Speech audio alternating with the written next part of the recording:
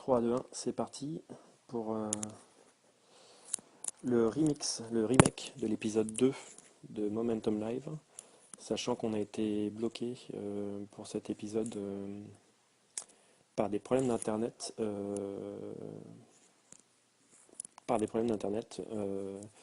Hier soir. Donc l'idée aujourd'hui c'est de parler avec vous. Je vais attacher mon micro pour que ce soit plus agréable pour vous. De reparler de la diffusion en live de matchs pour les clubs. On va essayer de se positionner comme ça. La diffusion en match pour les clubs amateurs ou professionnels, les diffusions des matchs en live via Facebook Live. Et puis on va aborder tout un tas d'autres sujets. Je vais reprendre ce qui a été dit hier parce que ça a été coupé. Je vais le reprendre parce que ça peut servir à des gens. Ce qu'on s'est dit hier, donc, c'est que donc on partait du constat qu'un club de National 1 qui m'a contacté après avoir contacté la Fédération française de basket était surpris de la réponse de la Fédé qui disait que, à son sens, au sens de la Fédé, selon l'alinéa 212 du, du règlement 24, enfin je ne sais quoi, tout ça disait que Facebook Live n'était pas un outil suffisamment qualitatif et adapté pour la National 1 et que donc la fédération ne souhaitait pas autoriser les clubs à diffuser en utilisant Facebook Live. Donc la réponse que j'ai proposée, enfin la démarche que j'ai proposée à ce club et que je propose au club de National 1 en général, c'est de se réunir, de relancer le débat avec les dirigeants du basket français. Et l'exemple que je leur donnais, c'était Dwayne Johnson, donc Dwayne Johnson alias The Rock, l'acteur qui est le plus important au box-office américain. Excusez-moi, euh, j'essaie de régler le reflet que vous avez dans mes lunettes, mais c'est pas évident. Donc Dwayne Johnson alias The Rock utilise Facebook Live pour des diffusions en direct. Je l'ai vérifié juste avant cette retransmission pour pouvoir vous donner un exemple. Dwayne Johnson, il faut savoir qu'il a 54 millions de followers sur Facebook, c'est-à-dire presque l'équivalent de la population française dans son intégralité. Et Dwayne Johnson a fait des lives, notamment un avec Kevin Hart, qui a eu plus de 2 500 000 vues. Un live Facebook dans le cadre de la promotion des MTV Movie Awards. Donc si les gens qui produisent les MTV Movie Awards, si Dwayne Johnson, qui est le plus populaire des acteurs quasiment au monde actuellement, utilise Facebook Live et qui considère que c'est un produit assez qualitatif, on peut imaginer que ça doit pouvoir le faire pour un club de National 1. Donc c'est le premier argument que j'invite les clubs de National 1 à utiliser dans leurs négociations avec la Fédération française. Et le deuxième argument que je les invite à utiliser, c'est que je suis surpris que la fédération, alors que Facebook Live n'est en place en France que depuis 3 jours, comment la fédération sait-elle que la qualité n'est pas assez bonne pour la diffusion Internet, puisque je doute qu'il y ait des tests qui aient été faits. Donc je trouve que c'est dommage qu'on arrive à une conclusion immédiate sur un nouveau support. Surtout quand ce support est lié à l'entreprise Facebook, qui est l'une des plus grosses entreprises au monde. Euh, Tout ça fait assez peu de sens, à mon avis. Voilà, j'ai passé mon fond d'écran en noir pour essayer d'avoir moins de reflets dans les yeux. Tout ça fait assez peu de sens et je pense qu'il serait intéressant pour les différents clubs de se réunir, de donner ces arguments et de voir comment c'est reçu à la Fédé.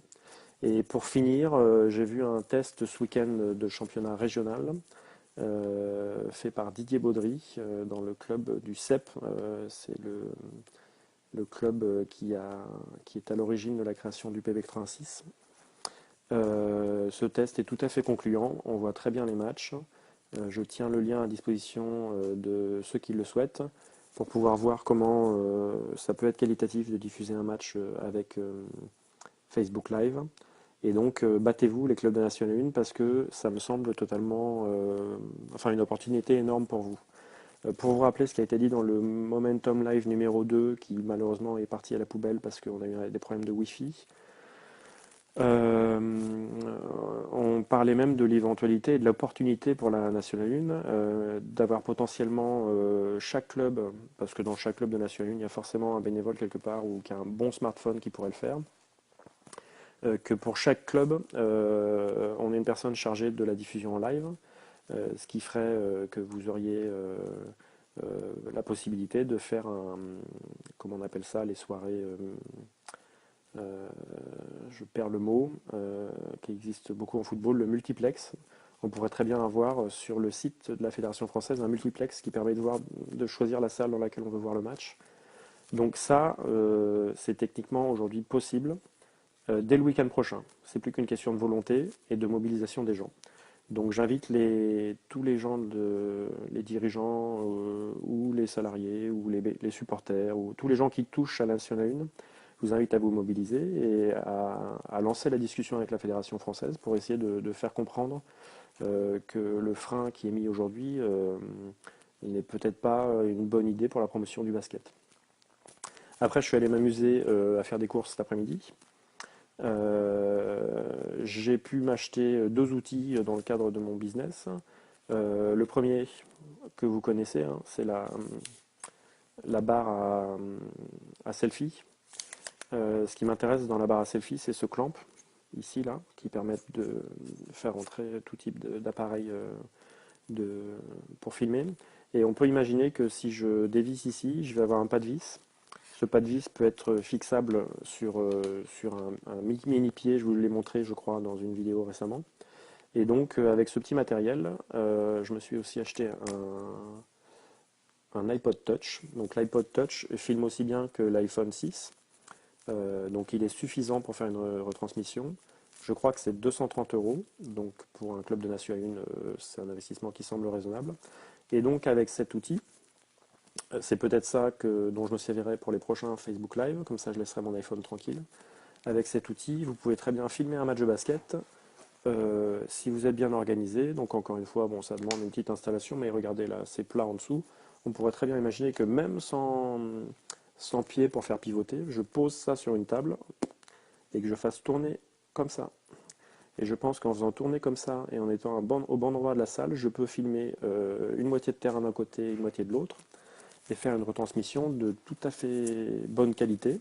Encore une fois, merci pour tous ceux qui viennent d'arriver. Il est tard, je suis désolé pour l'horaire, mais ça prouve que vous êtes motivés. J'étais en train de refaire le briefing de ce qui s'est dit dans le Momentum Live numéro 2 qui est parti à la poubelle pour des problèmes d'internet. Et donc j'étais en train de vous montrer que voilà, j'ai investi, bon moi dans mon travail c'est un investissement qui n'est pas excessif, donc, mais ça coûte 230 euros, c'est un iPod Touch, donc qui permet de faire la même chose qu'un iPhone sauf de téléphoner. Mais si vous avez une connexion, enfin vous pouvez avoir la connexion Wi-Fi, vous pouvez filmer, vous pouvez diffuser. Facebook Live marchera là-dessus, c'est petit, c'est discret, c'est facile à utiliser. Une petite barre à selfie, voilà, au lieu de la faire télescopique, on la laisse comme ça. Et puis je pose ça par terre, et puis je filme mon match comme ça. 8, 8, 8. C'est pas encore l'optimum, mais c'est l'installation qui coûte le moins cher. Ça coûte une quinzaine d'euros. Et qui vous permet, déjà en posant par terre et en faisant comme ça, d'avoir une certaine stabilité d'image, avant d'investir dans un pied s'il le faut.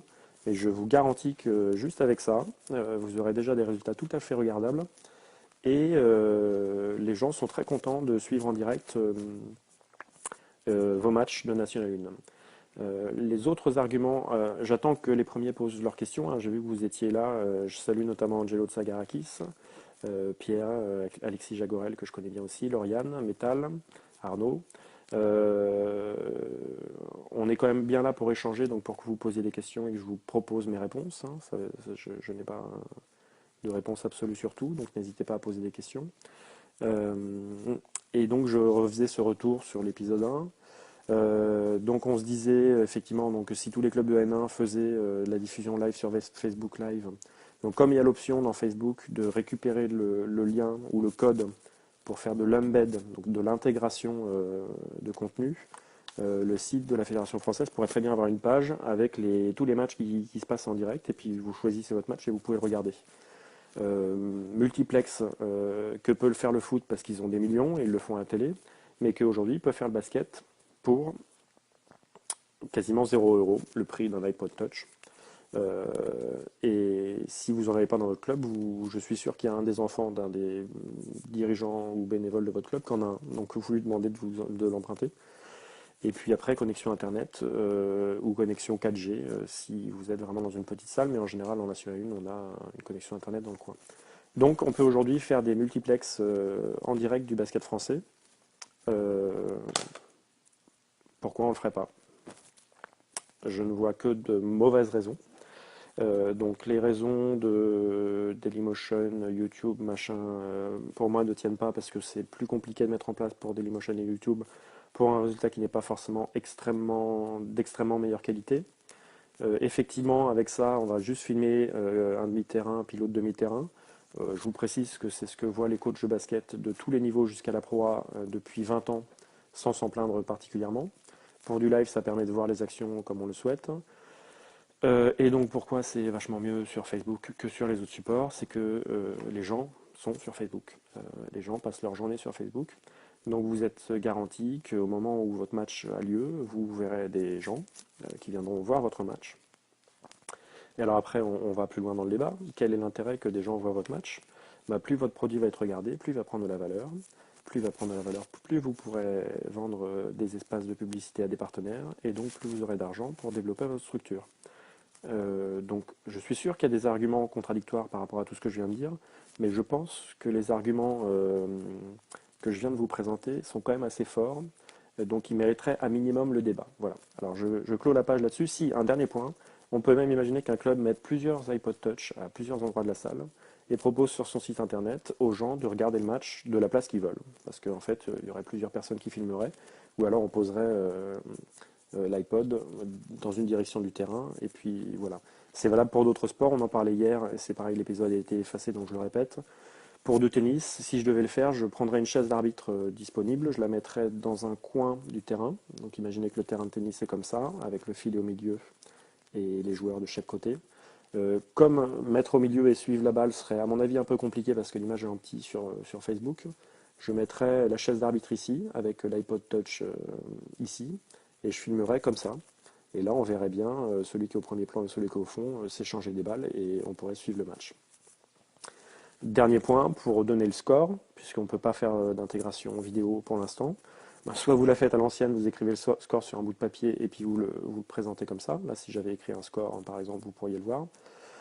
Soit vous le faites avec, comme je suis en train de vous faire, là je suis en train de vous parler, donc je pourrais très bien vous commenter un match et vous dire où en est le score.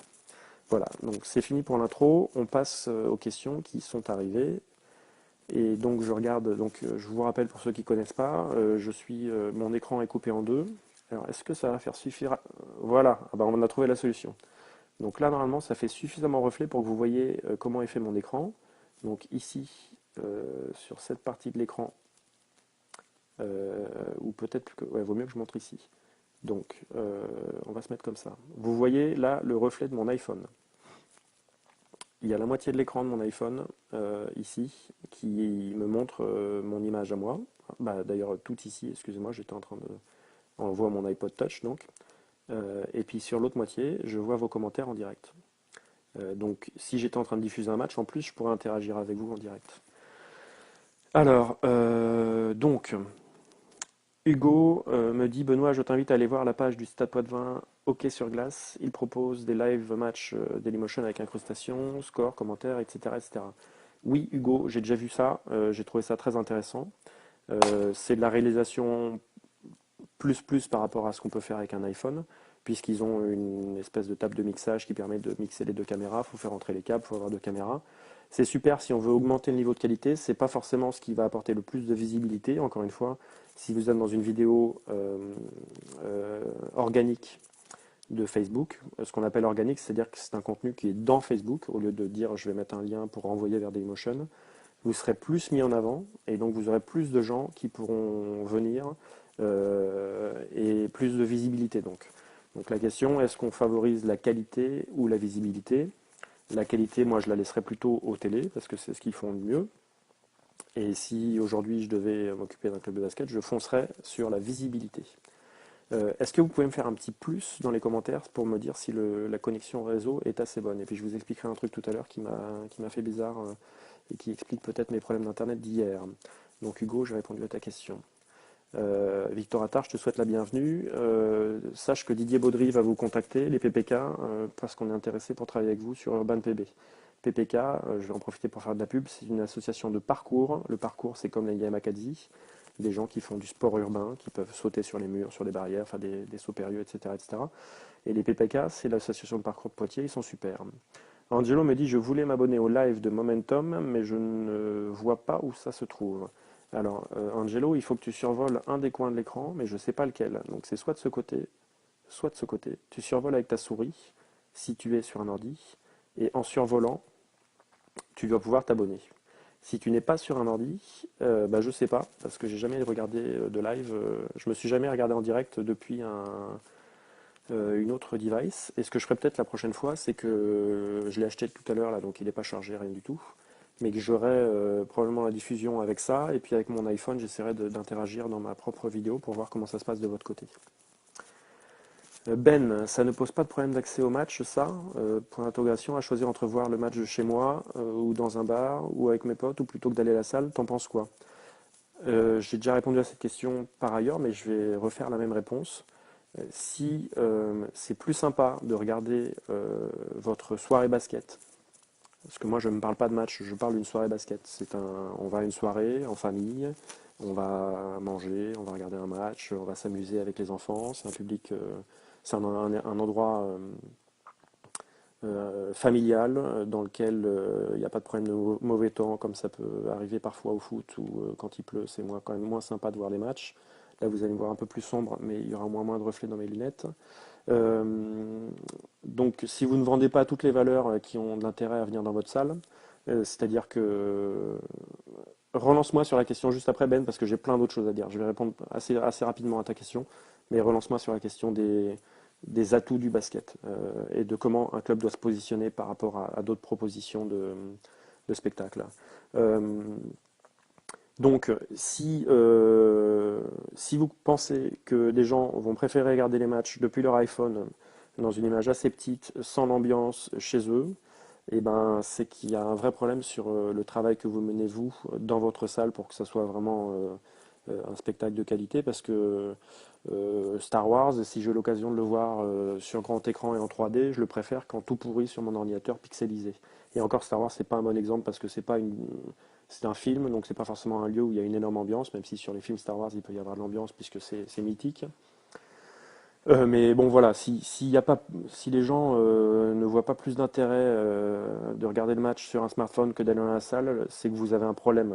Et le problème, il vient pas du smartphone ou de Facebook Live, il vient du travail que vous devez faire sur la qualité de votre produit, de votre spectacle. Oui, Victor a répondu à la question d'Angelo. Merci, Victor. Big up au passage, Angelo Tsagarakis. Alors, je vais profiter du fait que des gens regardent et que des gens vont regarder en différé pour faire des petits clins d'œil aux uns et aux autres. Et alors, Angelo Tsagarakis, c'est le meilleur joueur de 3-3, de basket 3-3 en France. Pour ceux qui ne le connaissent pas, c'est aussi un joueur professionnel qui a joué jusqu'en Pro A, qui joue actuellement à Vichy. Grand shooter, joueur à fort charisme, très sympathique. Donc si vous le voyez dans une salle, n'hésitez pas à aller lui parler. Et Angelo, je suis en train de me connecter sur ma page Facebook pour voir où est-ce que tu as tagué, pour que je ne me trompe pas de... Donc Angelo est le meilleur joueur 3-3 de France, il participe à des tournois un peu partout dans le monde, et il a créé une page Team Paris 3-3, donc team comme team en anglais, T-E-A-M, Paris comme vous savez l'écrire, c'est la ville, 3 x 3, donc 3x3. Et donc je vous invite tous à aller vous connecter à la Team Paris 3-3 parce que je pense qu'avec Angelo, on va réfléchir à des choses qu'il pourrait faire pour vous faire partager sa passion du 3-3 et son aventure de 3-3. Il a la chance de faire partie des pionniers de ce domaine. Il va aller faire des tournois un peu partout dans le monde, j'imagine cet été. Je ne rentrerai pas plus dans les détails parce que ça sera à lui de vous raconter et pas à moi. Mais donc, allez suivre la page d'Angelo. Voilà, j'en ai profité pour faire un petit big up à quelqu'un que j'apprécie beaucoup. Bonsoir. Bonsoir. As-tu pu dire à nos amis de la FFBB? J'ai pas suivi le live d'hier. Donc, le live d'hier, ce que j'ai dit et ce que j'ai dit au début de ce live, c'est pas moi de d'aller monter au créneau de la FFVB. Il faut que moi je suis là pour vous. Alors je me bagarre avec mon ordi pour pas que vous ayez trop de reflets dans mes lunettes. Donc il faut que je regarde pas trop. Je ne fais pas partie d'un club de N1. Ce n'est pas ma problématique directe que les clubs de N1 puissent ou pas diffuser. Je ne suis pas non plus l'abbé Pierre du basket. Donc je vous propose gratuitement des conseils. À vous de vous en saisir, à vous de vous mobiliser. Et donc les clubs de N1 qui seraient embêtés par la réponse de la FFVB qui ne souhaitent pas que des matchs soient diffusés via Facebook Live sur Internet, je leur ai donné plusieurs exemples. Déjà, donc je leur tiens à disposition, rejoignez le groupe Live. Vous tapez dans le moteur de recherche de Google Momentum Live et vous pourrez donc rejoindre le groupe dans lequel on partage des exemples et des vidéos et vous verrez la vidéo qui a été tournée dans un match de régional et qui démontre qu'on peut très bien suivre un match. En plus, ce match-là avait été filmé un peu à l'arrache en bougeant le téléphone. On peut très bien suivre un match en live dans très bonnes conditions avec Facebook Live. Donc c'est le premier argument à donner à la Fédération française de basket pour l'inviter à évoluer dans sa position par rapport à Facebook Live. Le deuxième argument, j'ai toujours l'habitude de prendre des arguments massus pour assommer la contradiction et puis pour que le débat soit pas biaisé par des oui mais moi je pense que voilà. Bon, Dwayne Johnson qui est l'acteur le plus bankable d'Hollywood en ce moment, qui va bientôt sortir la version moderne de Baywatch, Alerte à Malibu, pardon, qui a fait tous les Fast and Furious et tout, qui a 55 millions, donc je ne me trompe pas, hein, c'est 55 millions de followers sur Facebook, c'est-à-dire l'équivalent de la population française, un peu moins, mais on n'est pas loin. Fait des Facebook Live pour des événements comme les MTV Movie Awards avec Kevin Hart, que vous connaissez peut-être, qui est un humoriste très marrant. Et j'ai vu une de ces vidéos qui a été vue 2 millions de fois. Donc, vous prenez tous ces chiffres, hein, vous les mettez dans le bon ordre, et vous me présentez, si jamais on vous renvoie chier, la personne de la Fédé qui ose dire que ça ne répond pas aux besoins qualitatifs du championnat de France National 1, qui a en moyenne peut-être 1 millier de personnes dans les salles. Il faut descendre un peu sur terre et revenir à du pragmatisme. Au passage, ceci n'est pas un tacle à la N1, j'adore la N1 et parmi les plus beaux moments de basket que j'ai pu suivre, c'est l'aventure du PB 86 en National 1 contre des équipes qui sont peut-être dans les gens qui sont ici avec nous. Bonsoir Victor, non, je n'ai pas d'option abonné. Cette option s'était affichée suite au live de Benoît sur sa page privée, mais pas sur celle de Momentum. Alors je vais regarder tout de suite, moi en regardant sur ma page de Momentum, pour voir si, quand on survole, on peut s'abonner au live. Si vous n'y arrivez pas sur la page de Momentum, effectivement, quand je survole, quand je survole Angelo Tsagarakis, donc d'un côté, il y a marqué le nombre de personnes en direct, mais si on survole de l'autre côté, on peut s'abonner au live. Voilà. Et Angelo, je vois par ailleurs que tu viens de demander à rejoindre le groupe Facebook Momentum Live. Donc tous ceux qui demandent, je les accepterai, mais juste à la fin de la retransmission, parce que je suis en train de vous parler. J'en profite, là, je continue à dérouler. Là, donc j'ai installé mon téléphone dans l'autre sens par rapport à hier, parce qu'à chaque fois, vous me voyez mettre mon doigt pour faire dérouler les questions. Là, maintenant, les questions, elles sont de l'autre côté. Regardez, je vous montre avec le reflet, voilà. Et donc, ce que je fais quand je regarde sur le côté, c'est que je fais défiler les questions pour pouvoir y répondre au fur et à mesure. Pendant que je fais ça, je vous invite tous à partager sur votre mur ce live pour qu'on soit plus nombreux et puis qu'on puisse avoir plus de questions, plus d'interactions et qu'on puisse aussi. Je viens pas avec des idées préconçues et beaucoup des choses que j'ai dit depuis le début de ce live sont l'objet des remarques qui ont été faites dans le live d'hier qui malheureusement a disparu dans les limbes d'Internet. Mais donc c'est en interagissant ensemble avec la communauté qu'on est en train de fonder qu'on va pouvoir améliorer notre regard sur les choses et proposer des choses intéressantes. Hugo, j'aime cette notion de soirée basket. Je pense que pour que les fans aient un intérêt constant, il faut se détacher du sportif. Le spectateur doit passer une bonne soirée, même si le match n'est pas au niveau. Hugo, 1000, 2000, 3000 fois d'accord avec toi. C'est la première chose que j'ai expliqué, vendue à mes dirigeants au PB86 quand je suis arrivé là-bas. Ça me permet donc de rebondir sur ce sujet, que ce soit du basket ou un autre sport, vous proposez une soirée de spectacle.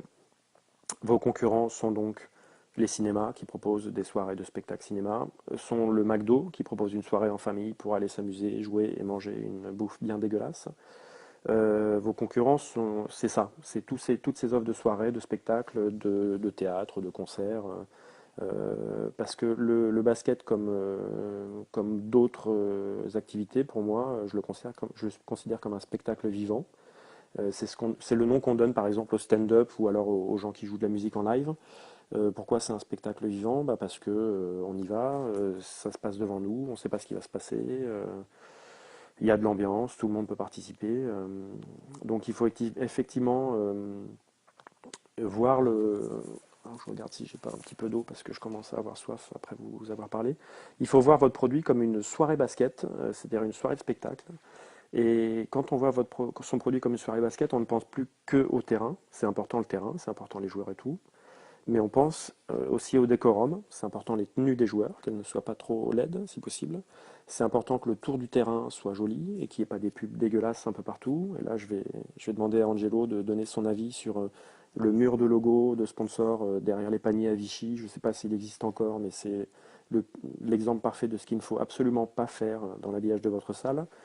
Mais donc, et puis il faut aussi voir la buvette. Est-ce qu'il y a quelque chose facilement et pas cher à manger, à boire et tout? Puisqu'il faut s'imaginer qu'on vend, moi c'est toujours ce que je me mets en tête, on vend une soirée de spectacle ou une sortie à une famille de 4 personnes. Donc j'imagine toujours deux jeunes parents avec deux enfants qui se disent qu'est-ce qu'on va faire samedi soir? Parce que si on reste à la maison, les enfants vont brailler toute la soirée, ils ont envie de vivre une expérience. Et ben dans ce cas-là, quand on se met à réfléchir comme ça, on voit les aspects de façon plus large. Qu'est-ce qu'on peut proposer aux enfants pour qu'ils accrochent au spectacle et ils aient envie de revenir? Qu'est-ce qu'on peut proposer aux parents? Bah, justement, aux parents, la première chose qu'on leur propose, c'est un endroit sympa où emmener leurs enfants. C'est un endroit où il ne pleut pas parce que c'est dans une salle. C'est un endroit où il n'y a pas de violence dans les tribunes parce qu'on n'est pas dans certains sports où il peut y avoir des hooligans. C'est un endroit où il y a aussi un mix culturel que je trouve assez intéressant dans le public mais aussi sur le terrain. L'expression black blamber marche très bien dans le basket. C'est un endroit où il y a des, on voit des, et ça on l'oublie souvent quand on fait la promotion du basket, c'est pareil pour le volley. On oublie souvent que, alors attention au terme que je vais utiliser, il peut être mal interprété, mais c'est vraiment pour donner l'exemple. Euh, il y a un côté cirque dans le basket, et le côté cirque, c'est que c'est le seul endroit où on peut voir des gens aussi grands, qui sautent aussi haut, qui courent aussi vite.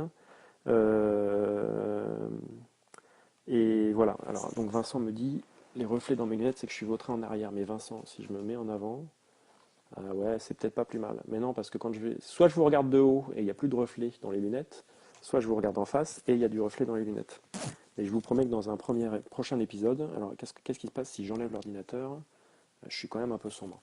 Donc dans un prochain épisode, je ferai très attention à la lumière. Mais l'idée ici, c'est pas le fait que je sois le plus beau gosse du monde, c'est que je vous donne du contenu. Donc je reviens au contenu. Donc je disais qu'un des arguments du basket aussi qu'on oublie tout le temps, c'est que le basket, c'est un sport, c'est un des seuls sports où on peut voir des phénomènes physiques. Je dis ça encore une fois sans aucune stigmatisation, mais des beaux bébés comme Jbam par exemple, qui est très costaud, qui est très impressionnant, qui est par ailleurs un homme adorable et très sympathique. Mais quand on le voit, c'est impressionnant de voir la débauche d'énergie, les muscles en action. Et le basket, c'est un peu de l'athlé mélangé à de l'adresse, parce qu'on voit des athlètes de haut niveau, mais c'est aussi de l'adresse. Un petit peut être bon en basket et se faufiler au milieu des grands. Il y a plein d'arguments qui font que c'est intéressant. Mais le premier argument que j'utiliserai pour vulgariser à mort, c'est que c'est le seul endroit, enfin, c'est le monde des géants, quoi. Donc si vous voulez voir des géants, mais c'est pas le géant côté femme à barbe hein, dans les cirques, mais si vous voulez voir des géants qui sautent partout, qui courent dans tous les sens, bah, le basket c'est super pour ça. On creusera peut-être un peu plus le sujet. D'ailleurs, il faudrait que je prenne l'habitude de n'aborder qu'un seul sujet, d'aller plus profondément dans le sujet. Mais ça sera avec vous dans les commentaires et dans les remarques après, qu'on pourra peaufiner le format du show, de l'émission. Mais il y a d'autres façons de fidéliser et d'attirer. Donc, comme je vous l'ai dit, on permet aux parents d'avoir une sortie qui va satisfaire les enfants, dans laquelle on peut bouffer pour pas cher parce qu'on va prendre des petits sandwichs dans la salle ou alors on viendra avec sa bouffe. Bon, c'est plutôt intéressant pour les clubs de faire des recettes buvettes. Donc les clubs, bah, attention, c'est important la buvette, vous oubliez souvent de le faire, mais c'est très important. Et je vais vous donner une anecdote, je suis allé il y a quelques années, je dirais pas où et je dirais pas quel sport, mais dans un endroit où je suis arrivé à la buvette à un moment du match, donc j'étais prêt à dépenser de l'argent, et où j'ai eu face à moi des gens qui parlaient entre eux et qui, j'ai attendu 10 minutes, ne se sont pas occupés de moi. Donc j'étais prêt à leur donner mon argent, ils l'ont pas pris. C'est très très con. Donc que ce soit l'accueil avec des bénévoles ou la buvette, ce sont des critères très importants. Vous allez faire tout un travail pour que les gens viennent dans votre salle. Et s'ils sont mal reçus, mal accueillis, ils ne reviendront pas tout simplement parce que c'est le premier. On n'a pas deux fois l'occasion de faire une première bonne impression. Euh, donc c'est des choses importantes. Pour revenir aussi sur l'habillage de la salle, excusez-moi si je m'éparpille un peu, mais je vous laisse, vous aurez l'occasion de revoir tout ça et puis de piquer mes idées à droite à gauche. Quand vous allez au Méga CGR, vous avez une moquette Méga CGR sur le sol, vous avez des logos Méga CGR partout, les murs sont Méga CGR, etc., etc. Pourquoi dans les salles de basket, quand on arrive, on n'a que des logos du plombier du coin, avec la couleur de la pancarte du plombier du coin, etc., etc. Ça, c'est pas acceptable parce que ça fait qu'on arrive dans une salle des fêtes, on ne sait pas ce que c'est. Si vous voulez participer à ce que l'expérience de la soirée basket soit qualitative, travaillez aussi sur l'habillage de votre salle. Essayez de convaincre vos partenaires qu'il est intéressant d'avoir un réceptacle pour votre spectacle qui soit de qualité. On l'a fait au PB86. C'est difficile, mais c'est faisable. Je l'ai fait, moi, je peux témoigner. C'est pour ça aussi que je fais ces petits shows ces petits momentum live, c'est que ça fait 15 ans que bosse dans le métier et que j'ai galéré avant de pouvoir arriver au moment où je peux vous donner quelques conseils. Les partenaires au début ont du mal à le faire, mais dans ce cas-là, vous leur dites que c'est comme ça à Roland Garros. Roland Garros, tout le monde connaît, donc effectivement, on peut se dire, ah oui, bon, bah, si c'est comme ça à Roland Garros, c'est peut-être pas con d'avoir cette logique-là. Et si vous êtes dans le monde du basket, vous dites, bah écoutez, c'est comme ça au PB86, et puis ça a vachement bien marché, et puis ils sont réputés pour leur communication, donc pourquoi on ne ferait pas pareil? Utiliser des exemples extérieurs, comme je prenais l'exemple de Dwayne Johnson tout à l'heure, pour appuyer vos propos et réussir à faire changer les mentalités. Mais de toute façon, rien n'est acquis, il faut faire changer les mentalités si vous voulez arriver à quelque chose. Culturellement, on est un peu à la bourre en France, donc il faut y aller. Pas de possibilité de s'abonner depuis un smartphone, Sébastien Nolo, bah, j'en suis bien désolé. Ce que je t'invite à faire, c'est qu'après le visionnage, tu iras dans Facebook, dans le petit moteur de recherche, tu tapes Momentum Live et tu rejoins le groupe Momentum Live. Et d'ailleurs, je viens de me rendre compte que, comme un idiot, je n'ai même pas partagé la vidéo que vous êtes en train de regarder dans le groupe. Donc je vais le faire tout de suite. Je vous laisse en attendant. C'est à ces moments-là que je vous demande de l'aide. Je vous laisse partager, liker, préparer vos questions pour qu'on puisse faire quelque chose de plus sympa tous ensemble. Donc je vais sur Facebook, sur le mur de Momentum, je fais partager trois petits points et je vais faire partager dans un groupe et je vais taper comme nom de groupe Momentum Live et cette vidéo va être partagée directement dans le groupe Momentum Live. Et pendant que vous posez les questions, j'ai vu qu'il y avait des demandes d'invitation. Je vais aussi aller accepter des gens dans Momentum Live.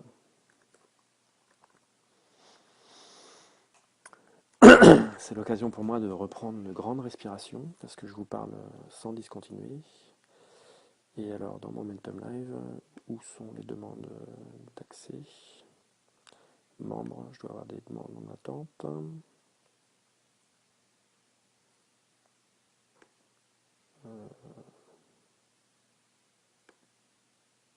Écoutez, je trouve pas les demandes en attente, donc je rebosserai ma copie avant de me retrouver dans cette situation en direct où je vois plus où est-ce qu'il faut faire pour accepter. Si, ça y est. Alors, demande. Donc j'en ai 5. Donc Johan Grelier, tu es accepté, pardon. Pour les fautes de français, ça fait mal. Stéphane De Seine, aussi. Vincent Daquet, aussi. Marc Lester, Marc, parce que c'est avec le K, vous êtes accepté aussi. Euh, Excuse-moi Marc, hein, si je t'ai appelé à l'américaine. Et Angelo Tsayakis, vous êtes accepté. Voilà, donc vous pourrez aller voir ce que ça donne. Et on en revient à notre direct. Je vois le logo, hein, je navigue avec la souris et rien n'apparaît. Donc Angelo, qui essaye depuis tout à l'heure de s'abonner au live de Momentum, eh bien tu es un boulet, Angelo. Et donc je vais te faire une démonstration, oulala, sur mon ordinateur, comment on s'abonne au live. Donc comment on s'abonne au live? Mon ordinateur est devant moi. Je survole avec ma souris et tu vois qu'ici on a un lien s'abonner au live. Et donc si je clique sur ce lien, je m'abonne au live. Voilà, Angelo Sagaraki, tu sais faire maintenant. Si ça marche pas, ça vient peut-être de ton navigateur, qui sait. Donc pour information, moi je suis sur Google Chrome et ça vient de marcher sous tes yeux. Théo Souman, Théo, donc journaliste France 3 Bourgogne, ou c'est plus ciblé, tu nous diras. France 3 Normandie. Alors, pour info, France 3 Normandie a testé d'emblée Facebook Live au Salon de l'Agriculture. De courtes vidéos à l'iPhone avec micro, avec un journaliste qui fait des petites vidéos côté coulisses, apparemment très prometteur en termes de nombre de vues. À voir sur notre page Facebook de France 3 Normandie. Donc, et bah, allez les gens sur la page Facebook de France 3 Normandie. Théo, je te propose qu'on la partage aussi dans le groupe Momentum Live pour que tout le monde puisse en profiter a posteriori. Euh, bah oui, c'est très prometteur. Donc après, la question que vous allez tous vous poser plus tard, ce sera, oui, mais comment on gagne de l'argent avec ça? Et ça sera peut-être l'objet d'une prochaine discussion, parce que euh, avant de gagner de l'argent, il faut créer de l'audience. Quand on a de l'audience qui nous regarde, on devient quelqu'un qui peut créer de l'argent. Pour vous donner un exemple, il y a des youtubeurs qui sont maintenant sponsorisés par des marques, puisqu'ils sont vus 3 millions de fois à chaque fois qu'ils font des blagues, comme Mister V par exemple, qui fait des vidéos de blagues. Donc voilà, sur un smartphone, vous pouvez vous abonner à partir d'une vidéo déjà diffusée. Vous devriez voir l'icône en haut à droite, le crâne dont Benoît vous parle. Ok, donc ça c'est pour tout le monde. Angelo, merci Benoît pour toutes tes bonnes pensées. Ouais, donc je suis un peu en retard sur les commentaires parce que c'était tout à l'heure. Donc effectivement, Angelo, allez suivre Team Paris. Et dès la fin de ton premier live, j'ai tout de suite compris l'attractivité de cet outil de communication et d'échange Big Up. Bah, merci beaucoup Angelo, mais effectivement, tu fais partie des 2% de la population des basketteurs qui tiltent direct sur l'intérêt que peuvent avoir les outils de communication. Par exemple, je te remercie Angelo Tsagarakis, je te regarde, la caméra elle est où? Elle est là, voilà. Je te remercie Angelo d'avoir été un des premiers à avoir son profil sur probowlers.com, www.probowlers.com. Donc c'est un réseau social de basketteurs qui aura bientôt une appli et que je vous ferai découvrir. Angelo donc est quelqu'un qui est très attentif à la communication et c'est avec des basketteurs comme ça qui est attentif pas que pour faire sa belle image et tout, parce qu'il est aussi, quand il est venu sur Urban PB, Angelo, et euh, on va faire une petite digression, mais c'est aussi un message pour tous les communicants. Angelo Tsagarakis, il travaille son image, il fait attention à son image, et c'est tout à fait respectable, c'est une personnalité publique, voilà. Mais c'est pas juste un gars qui travaille son image, qui fait le cake, et puis il n'y a rien quand on le voit en vrai. Quand on le voit en vrai, en plus, il est ouvert vers les gens, il discute et tout. Et quand il est venu à Urban PB l'an dernier, on l'a invité. Moi, ça me tenait beaucoup à cœur d'avoir une personnalité comme ça sur mon événement, enfin sur notre événement, hein, parce que moi, je suis juste un des rouages d'Urban PB. Et ben Angelo, il a échangé avec les gens, il a été très compétitif déjà, donc il n'est pas venu pour... Enfin, il a respecté les basketteurs, et sa façon de les respecter, c'était de leur rentrer dedans et d'essayer de les battre, et ça, je trouve ça, on est un sport de compétition, donc c'est tout à fait normal. Mais il s'est prêté à tout ce qu'on lui a demandé de faire pour nous aider à faire la promotion du tournoi, il a fait des tweets toute la journée pour mettre en avant Urban PB, et puis il a parlé avec les joueurs, il s'est pas pris pour une star, et donc, c'est ça qui est intéressant dans la communication et dans le marketing, c'est d'être naturel aussi et de donner aux autres. Et c'est pour ça que ce soir, ça ne me dérange absolument pas de ne pas m'être spécialement bien coiffé, de ne pas être spécialement bien éclairé et d'avoir un reflet dans mes lunettes qui peut-être vous agace, parce que je suis là pour passer un moment avec vous, je vous donne du contenu, vous en faites ce que vous voulez, mais on n'est pas un concours de beauté, on est dans un moment d'échange sincère. Pénélope, Benoît, concernant l'évolution des réseaux sociaux, Facebook Live, Snapchat et tout, et de leurs nouvelles fonctionnalités, quelles conséquences pour les clubs concernant la qualité du contenu proposé et diffusé? J'appuie pour n'y a-t-il pas un risque de version low cost? Pénélope, très bonne question. Il y a déjà eu une low-costisation de la télé avec l'arrivée de la télé-réalité et de ces choses-là. Je ne la cautionne pas, je la constate. On peut avoir un débat de 2 heures là-dessus, c'est là et ça va continuer d'être là. Donc il y a toujours ce risque de low-costisation. Ce que je recommanderais aux gens qui font du Facebook Live pour les matchs, c'est de s'en servir principalement pour le live, pour les matchs. Ça ne vous empêche pas à côté de ça d'avoir quelqu'un dans la salle qui vient faire des vidéos qui sont là plutôt pour des clips, auquel cas il faut être bien près des sujets, se positionner plutôt quand on est sur un terrain de basket dans les coins des deux côtés du panier. Si vous êtes dans un championnat où il y a que 2 arbitres, de mémoire le meilleur côté c'est ici, avec le panier au milieu. Donc je ne sais pas si tout se montre à l'envers parce que je suis en écran flippé. Mais il y a un côté qui est mieux en fait quand on connaît le basket pour filmer parce que sinon on a toujours l'arbitre devant soi. Donc vous testez puis vous verrez.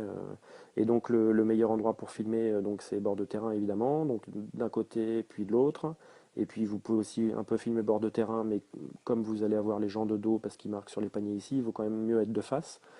Mais donc le Facebook Live, le Snapchat et tout ça, on s'en sert pour faire des choses qui sentent la sueur, qui sont vraiment dans l'événement et tout. Et si on veut faire des trucs qui sentent un peu plus le parfum, eh ben, on a une autre équipe de production qui est là pour faire de belles images. Et puis vous pouvez aussi faire des clips lors d'entraînement ou de choses comme ça. Vous faites des tournages, vous organisez ça. Et on pourra peut-être en parler dans un prochain Facebook Live. Euh, Ah, alors Vincent Daquet me dit c'est pas le reflet qui est agaçant, c'est la grosse bosse sur mon sweat. Donc là, vous voyez que, en fait, oui, je suis un peu affalé, mais je vous rappelle que je suis en train de vous parler à 23h21 du soir, et essayer de vous donner du contenu sympathique.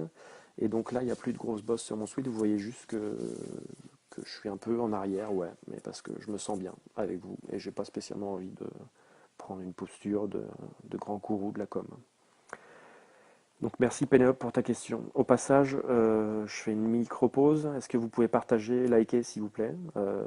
Encore une fois, je vous offre mon contenu et je vous serai très, très reconnaissant de partager pour qu'il y ait plus de monde qui en profite et qu'il y ait plus de feedback et que ça soit aussi encore plus intéressant pour toi. Je peux enlever mes lunettes, mais si je les enlève, je n'arrive plus à lire vos commentaires. Et puis j'ai des marques parce que je porte les lunettes toute la journée. Donc je n'enlève pas les lunettes parce que vous m'intéressez. Et Sébastien Delot, j'ai envie de pouvoir lire tes commentaires. Donc il y en a qui sont contents. Stéphane de Seine est content d'avoir été accepté et que j'ai cité son nom. Donc tu es une célébrité maintenant, Stéphane. Kevin Franchemy, je demande. euh,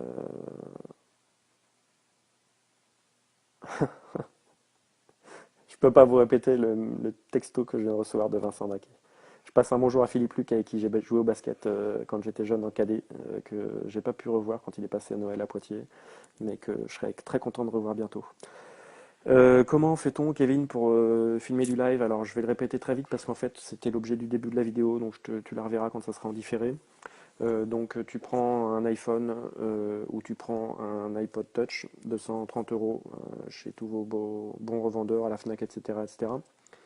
Tu te mets sur Facebook, tu appuies sur le bouton, post pour faire un post.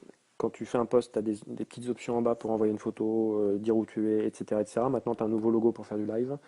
Tu appuies sur ce bouton et puis tu filmes et puis tu es en live. Voilà. Et tout le monde peut voir. Donc c'est pas compliqué. Après, si tu veux aller un peu plus loin, tu prends du matériel type ça, le petit clamp. Donc ça, c'est une barre à selfie que j'ai acheté tout à l'heure, 15 euros. Tu mets ton iPod là-dedans. Et puis si tu poses sur une table plate, j'ai même pas de pied de caméra très compliqué et tout, mais déjà vous voyez que je peux faire un mouvement qui est plutôt stabilisé et qui me permet de passer d'un côté à l'autre du terrain, quel que soit le sport. Et donc, bah voilà, en 2-2, on peut faire une qualité d'image suffisante pour du live. Encore une fois, je précise, c'est intéressant pour le live. Pour faire des montages et tout, c'est pourri, c'est à chier, ne pas l'utiliser. Mais pour du live, quand on suit du live, on a juste envie de savoir ce qui se passe. Et c'est toujours mieux de voir une image, même si elle est de qualité pas forcément optimum, que de juste voir une page où il y a marqué un score et puis attendre qu'une action se passe et qui est marqué machin a raté son dribble ou un truc comme ça. Voilà, c'est toujours un peu chiant. Je me suis abonné à ta page perso quand même. Oui, merci Angelo de Sagarakis, mais ce soir, le mode boulet doit être en effet activé.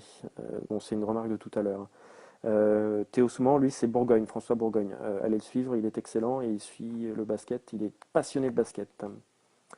Euh, Cédric Gomez est là, bah, c'est super. Je suis vachement en retard. Non, si, c'est bon, j'arrive au dernier commentaire. Il faut sortir du schéma acheteur-vendeur, d'abord créer de l'audience, développer une marque à laquelle on associe des valeurs pour ensuite lever des fonds auprès des sponsors. Hugo Scarfiglieri, excuse-moi, Scarfiglieri, c'était la première fois que je le lisais, donc il fallait que je l'intègre. Hugo, ce que tu viens de dire est totalement vrai, donc je vais le relire pour tout le monde.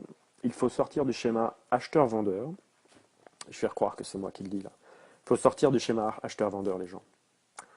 D'abord créer de l'audience, développer une marque à laquelle on associe des valeurs, pour ensuite lever des fonds auprès des sponsors. Voilà. C'est pas du tout de moi, je viens de lire un commentaire d'Hugo qui a tout à fait raison. Et donc si on veut creuser là-dessus, effectivement, et alors je vais vous prendre mon exemple du PB86, on a pris un club qu'on a regardé avec des yeux d'enfant et on a vu qu'il y avait une force bénévole incroyable dans ce club. Donc on a mis en valeur les bénévoles, on les a filmés. On a vu qu'il y avait des joueurs sympas avec des personnalités, comme Cédric Gomez par exemple, qui est en train de nous regarder. On a eu la chance qu'il y ait une aventure sportive sympa et on a raconté tout ça avec beaucoup d'humanité et d'humilité. Beaucoup de gens ont critiqué, ont dit qu'on se la pétait. On se la pétait pas, on faisait des trucs, on s'amusait à le faire.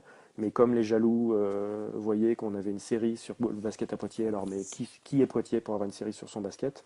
Eh bien Poitiers, c'est juste des gens qui s'amusent et qui ont envie d'en parler. Donc si vous n'êtes pas content, c'est votre problème. Et si vous n'avez pas d'idée, c'est aussi votre problème.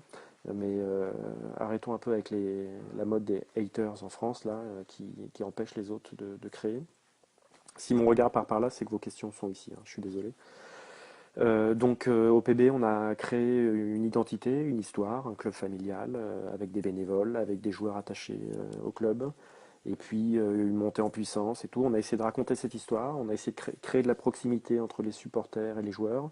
On a cassé le schéma acheteur-vendeur, puisque dans notre série, on mettait nos bénévoles, on mettait des supporters, on allait filmer les supporters chez eux pour montrer qu'ils faisaient partie de l'aventure basket. Et c'est aussi comme ça qu'on sortait juste de l'idée de match, surtout virer le match de tous vos arguments de com. Effectivement, vous vendez un match de basket, mais il ne faut pas l'appeler comme ça, sinon c'est trop réducteur. Vous vendez une soirée basket. Quand on est allé filmer des supporters chez eux ou même des arbitres, c'était pour montrer que ce n'était pas qu'un match, c'était toute une fourmilière qui vit autour de ce match et qui se réunit tous les samedis soirs pour échanger ensemble, participer à un moment d'émotion et voir une bataille qui, heureusement, ne fait jamais de victimes. Et c'est ça qui est bien dans le sport.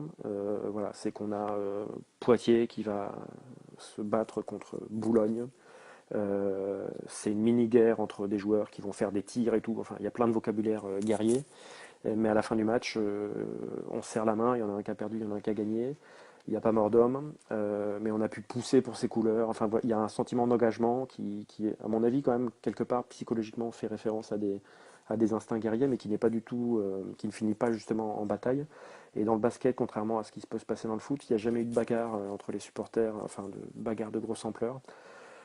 Donc voilà, mais effectivement on casse le côté acheteur-vendeur, on parle plutôt d'aventure et rejoignez l'aventure, participez à l'aventure, venez aux soirées basket, venez vous éclater. En tenant ce discours-là, enfin déjà quand on le tient, il faut le penser, hein. Vous ramenez pas avec un discours que je vous ai donné moi. Si vous ne le pensez pas, vous allez être un espèce de vendeur à arnaqueur. On va tout de suite vous démasquer et ça ne marchera pas. Si vous avez réussi à intégrer les valeurs que j'essaye de vous transmettre, si vous les avez au plus profond de vous, vous allez naturellement les vivre, les transpirer, et ça va faire que ça va attirer du monde. Je pense que dans l'aventure PB86, ce qui a transpiré notamment, c'est l'amour pour le sport et pour les gens qu'on filmait, que nous avions, Tommy, moi, et puis les autres personnes qui ont participé à Vive Match, Gaëtan, Fabien, Ophélie, la jeune Ophélie, Loïc, j'en oublie, donc je vais arrêter, Vincent Daquet qui a fait des musiques aussi. On était sincèrement passionnés par les gens qu'on filmait, qu'ils soient bénévoles, supporters ou publics comme ça, qu'on prend une petite fille qu'on trouve mignonne au premier rang et à qui on va dire bah alors, mais pourquoi t'aimes bien le basket? Si vous mettez de la sincérité, vous allez mettre de l'humain. Les gens s'attachent à l'humain. C'est pour ça que les gens aiment bien la télé-réalité. Malheureusement, on ne fait que de la télé-réalité trash, mais si on faisait de la télé-réalité un peu plus sincère et un peu plus avec des valeurs, vous verriez que ça marche. Les gens adorent L'amour est dans le pré. Moi, je regarde pas trop, donc je peux pas juger la qualité de l'émission. Mais de ce que j'en pense, enfin de ce que j'en ai entendu, c'est que c'est pas trop caricatural, même s'il y a un peu de caricature, mais c'est beaucoup moins caricatural que les Marseillais à Miami ou toutes ces conneries-là. On montre des vrais gens et on est en empathie avec eux. On ne les juge pas, on partage leurs aventures. Bah, c'est ce qu'on aime depuis tout le temps et c'est ce qui s'appelle le storytelling. On fera peut-être un épisode entier sur le storytelling, mais raconter des histoires, on vous en a raconté toute votre vie. Au début, c'était l'histoire de Blanche-Neige, après ça a été l'histoire de la guerre des étoiles avec la famille Skywalker et toutes ses aventures. Ça a été le Seigneur des Anneaux, ça a été les Agatha Christie que vous avez pu lire, ça a été tous les romans que vous lisez aujourd'hui et que je ne lis pas parce que je suis plutôt sur des bouquins de développement personnel que sur des romans. Mais, euh, mais voilà, alors et je vais vous partager ma réalité aujourd'hui, c'est que je suis chez ma petite sœur, c'est pour ça que je peux pas garantir la connexion internet et qu'elle vient de m'envoyer un texto, ma petite sœur que j'aime de tout mon cœur, euh, qui, qui a quand même, quel âge elle a aujourd'hui? 35 ans. Ma petite sœur est à l'étage, là-haut. De l'autre côté, j'ai mes neveux et nièces qui dorment. Et ma petite sœur vient de m'envoyer un texto pour dire s'il te plaît, parle un peu moins fort. Donc je vais parler un peu moins fort avec vous, les amis. Voilà. Et donc, je ne considère pas que c'est du voyeurisme que de vous dire ça. Je considère juste que c'est vous montrer que je suis un être humain comme vous et que je vous dis ce qui me passe sur le cœur. Voilà. Encore une fois, je ne suis pas en posture de vendeur ou quoi que ce soit. Et pour certains pourraient se dire ah oui, mais bon, voilà, ça m'a jamais empêché ça m'a surtout pas empêché de bosser avec l'équipe de France de basket, d'aller chez Tony Parker pour le filmer chez lui, d'être accrédité en NBA, de bosser aujourd'hui avec Jean-Pierre Raffarin ou Joël Robuchon ou des gens comme ça. C'est pas parce qu'on est soi et qu'on est nature qu'on porte pas de cravate et de costard qu'on peut pas réussir dans la vie.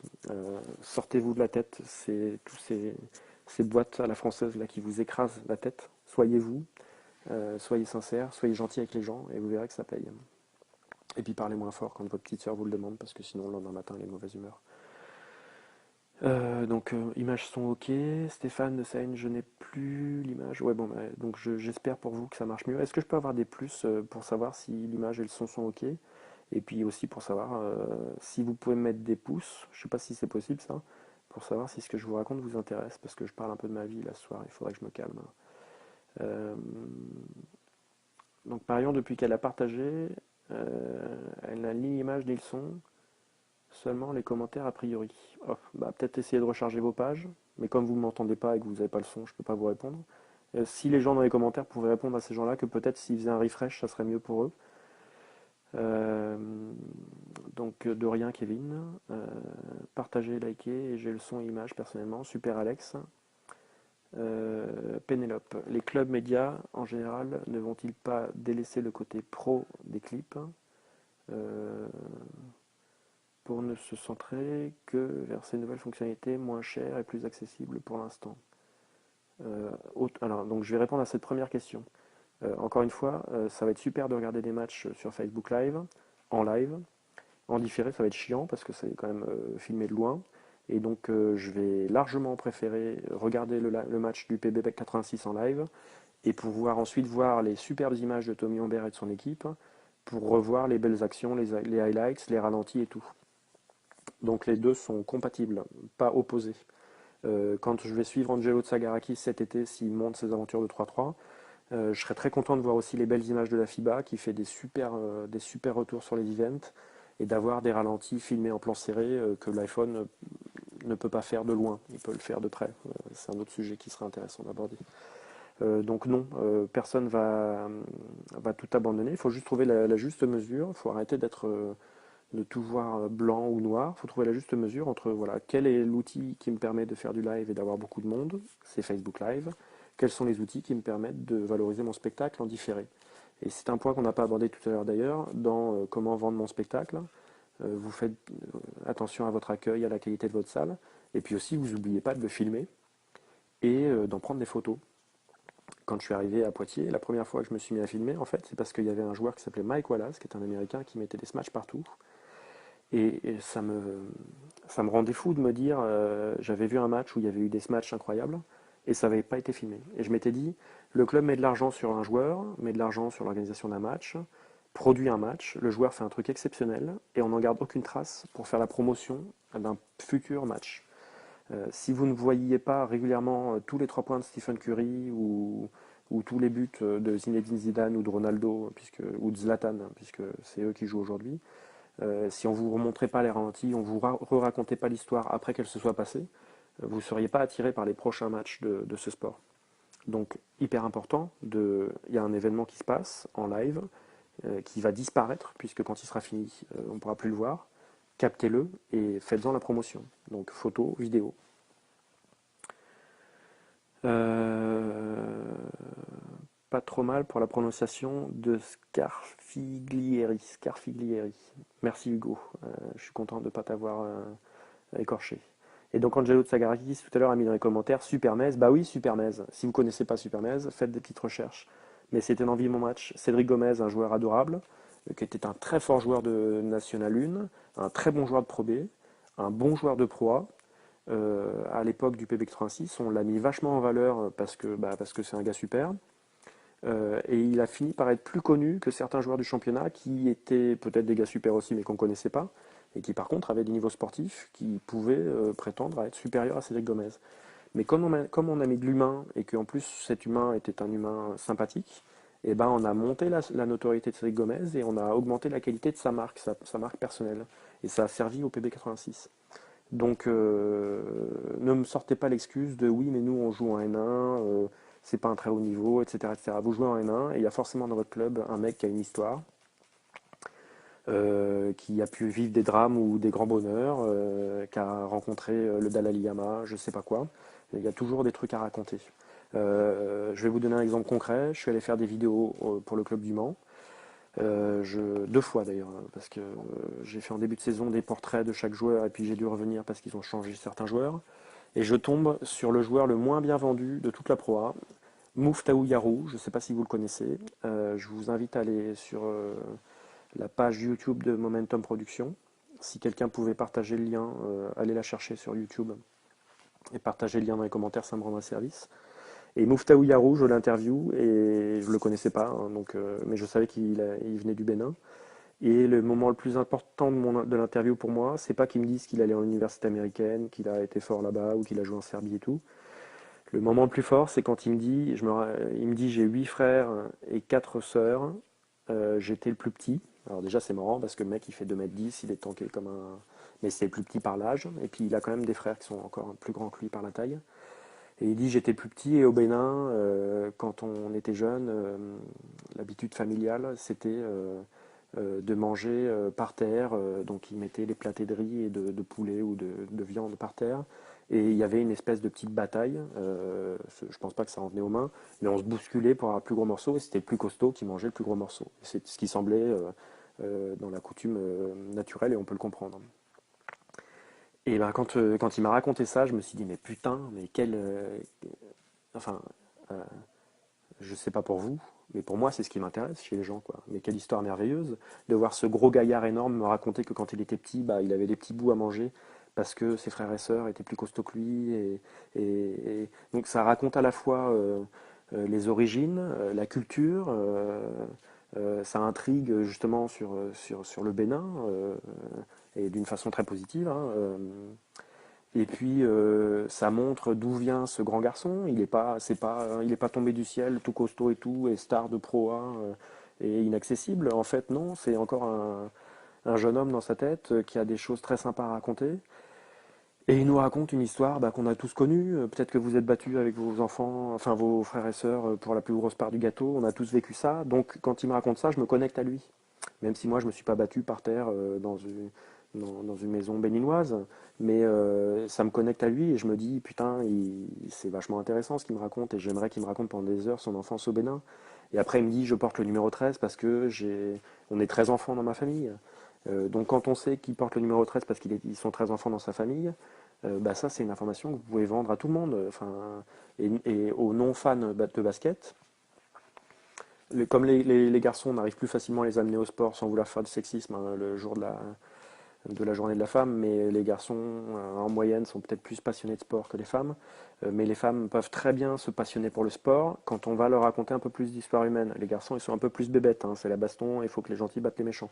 Les filles ont plus d'empathie, et c'est comme ça qu'on les aime d'ailleurs.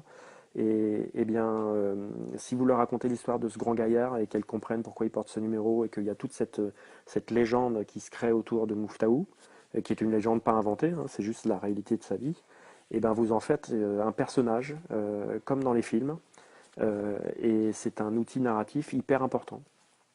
Et donc, j'invite tous les gens dans tous les clubs à regarder chaque personnage et c'est quoi l'histoire de ce joueur et qu'est-ce qui fait que ce côté de son histoire est passionnant et on va aller creuser ce côté de son histoire pour en faire un personnage, comme dans les films il y a des personnages. Et donc après on va venir au match pour suivre les aventures de ce personnage plutôt que de venir au match pour regarder un match. Parce que c'est sûr que dit comme ça, un match, bon, bof. C'est ce que fait très bien la Ligue 1 et il le fait lui-même avec Zlatan, qui s'est mis dans le personnage du macho, le plus fort, qui écrase tout le monde et tout. Mais ça fait quand même un peu fantasmer, même pour les gens qui n'aiment pas Zlatan. Il a le rôle de quand même peut-être pas de Dark Vador, mais il a le rôle du mal dominant, voilà, enfin de gladiator, ou je sais pas de quoi, mais voyez bien dans ce que je vous raconte le lien qu'on peut faire dans la narration entre la narration de la fiction, les films, et la narration de la réalité de votre basket. L'histoire de Muftaou, je ne l'ai pas inventée, mais si vous la racontez, déjà, votre personnage va prendre de la profondeur et de l'ampleur. Je reviens sur les questions parce que je suis complètement à la bourre. Je suis parti sur Muftaou, mais c'était intéressant, je pense. Hugo, je me souviens d'ailleurs d'une version du site du PBEC 36, je ne sais pas si c'était un, où tous les bénévoles avaient leurs photos et étaient mis en valeur. Bah oui, ça c'était l'époque où j'y étais encore. C'est plus le cas aujourd'hui parce que les gens qui s'en occupent ont peut-être pas le temps ou voient pas les choses comme moi.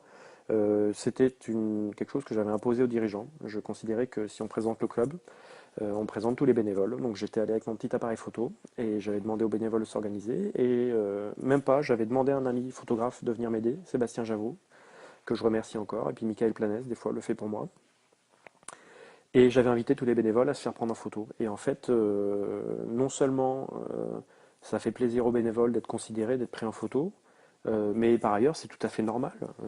On présente l'organigramme du PB, ces gens qui donnent leur temps à l'organisation de l'événement, qui sont les premiers à accueillir les autres, euh, qui sont, euh, qui sont probablement la valeur la plus importante du sport français, parce que s'il n'y avait pas les bénévoles dans le sport, vu le peu d'argent que génère le sport français, eh ben, il n'y aurait pas de sport français. Ça me paraissait tout à fait logique de mettre ces bénévoles dans la boucle. Et puis par ailleurs, ces bénévoles, ben, ils sont valorisés d'être mis en avant, et puis ils vont en parler à leurs amis, ils vont dire regarde et tout. Et c'est aussi une façon de faire parler du club. Et puis surtout, bon, voilà, avant de tout intérêt marketing qu'il peut y avoir, c'est quand même le respect pour les gens, leur montrer qu'ils sont importants. Et si j'avais pu à l'époque, moi j'avais même demandé un budget pour qu'on puisse équiper tous les ans les bénévoles et qu'il y ait même, s'il y avait pu y avoir une séance de remise de la dotation aux bénévoles. Les joueurs reçoivent leur dotation en début d'année, pourquoi pas les bénévoles?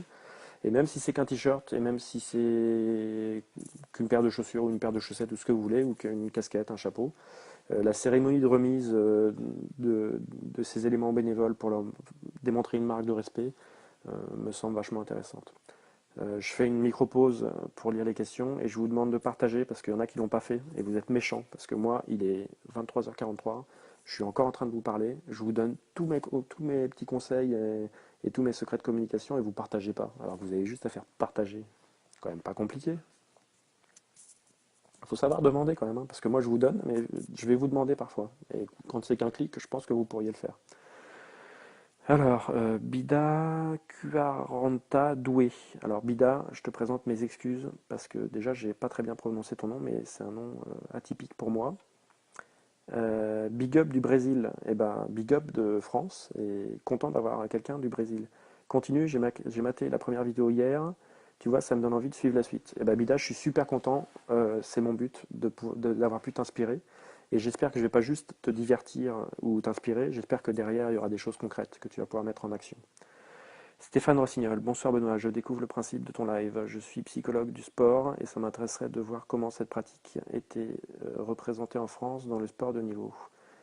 J'ai beaucoup de contacts sur ma région, mais peu de clubs prêts à investir, même si sur quelque chose d'aussi important à mon sens que l'accompagnement ou la prévention de la blessure, en espérant que ma question colle au principe de ton live.